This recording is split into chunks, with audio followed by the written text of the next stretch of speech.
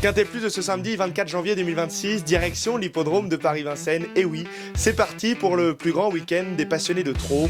Dimanche aura lieu le sacre du meilleur cheval de l'année lors du Grand Prix d'Amérique, lors de cette 105e édition.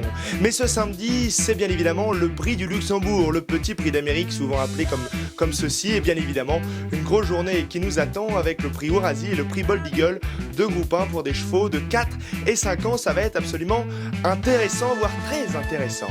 Allez, on commence avec mon pronostic. Mon favori, c'est le numéro 6, Orchestro, associé à Eric Raffin. Il sera déféré des postérieurs et plaqué des antérieurs. Pour moi, c'est une très belle chance aujourd'hui, malgré un numéro 6 qui n'est pas toujours favorable. Je pense que pour lui, ce n'est pas forcément un hic, parce que c'est un cheval qui aime attendre et qui aime souvent faire le dernier kilomètre et qui est capable souvent de réaliser de magnifiques lignes droites. Il vient de finir deuxième du prix Châteaudun. Il a repris de la fraîcheur presque 6 semaines.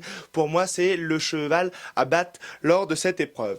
L'As Istasia, associé à Alexandre Abrivard pour l'entraînement d'Alexandro Gocciadoro. Bien évidemment, elle vient de finir deuxième du Calvados. Elle vient d'aller dans la discipline du monté où elle s'est, bien, pour moi, très bien débrouillée. Malheureusement, elle a été disqualifiée après enquête, mais Estasia, c'est vraiment cette jument qui est capable aujourd'hui de faire un numéro avec son numéro 1. Il ne faut pas oublier qu'elle a fini deuxième d'un groupe 1, le Critérium Continental 2024, où elle finissait deuxième sur la distance, donc c'est bien évidemment une chance première. Il suffit juste de garder la valeur intrinsèque. Associé à Alexandre Abrivard, c'est l'opposante principale au numéro 6, Orchestro. Le 4 Executive K, associé à Alexandro Gocciadoro pour l'entraînement d'Alexandro Gocciadoro. Lui vient de finir troisième du Ténor de Beaune, battu par deux excellents chevaux qui ont couru le prix d'Amérique, Epic Chronos bien évidemment et Immortal Doc, deux chevaux qui ont pour moi aujourd'hui qui auront pour une chance dans le prix d'Amérique, et bien évidemment sur cette valeur, et Executive K a son mot à dire pour la victoire.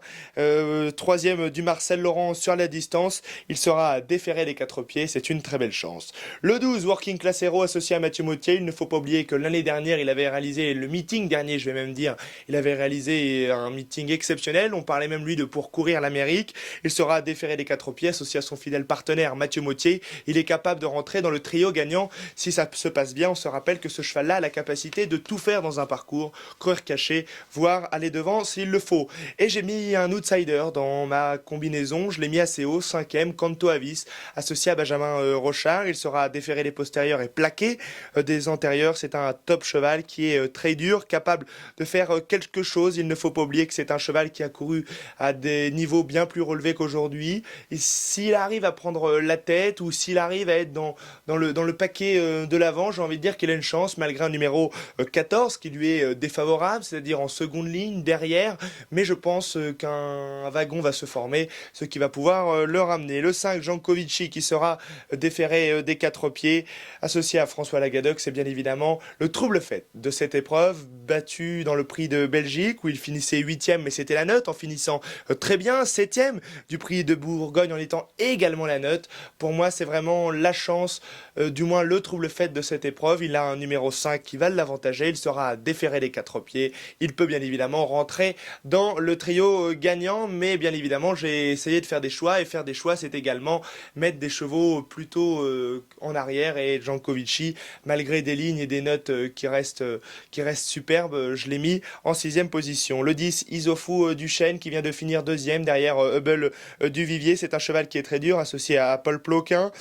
Pour moi, je le préfère sur la longue distance, et donc pour ça que je l'ai mis en 7e position sur mon ticket.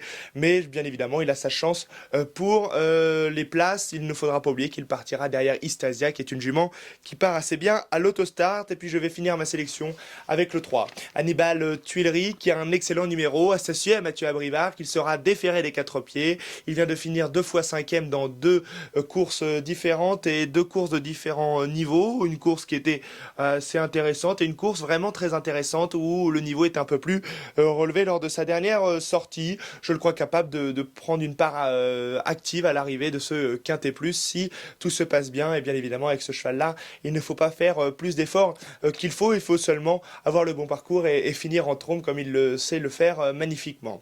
Voilà, mesdames et messieurs, pour mon ticket de ce samedi 24 janvier 2026 sur l'hippodrome de Paris-Vincennes sur 2100 mètres pour le prix du Luxembourg. N'hésitez pas à nous suivre sur nos réseaux sociaux. Nous allons parler du prix d'Amérique avec plusieurs invités, plusieurs interviews, plusieurs podcasts, plusieurs vidéos de description de ce prix d'Amérique. Et moi, j'ai qu'une chose à vous dire. Bonne chance à tous.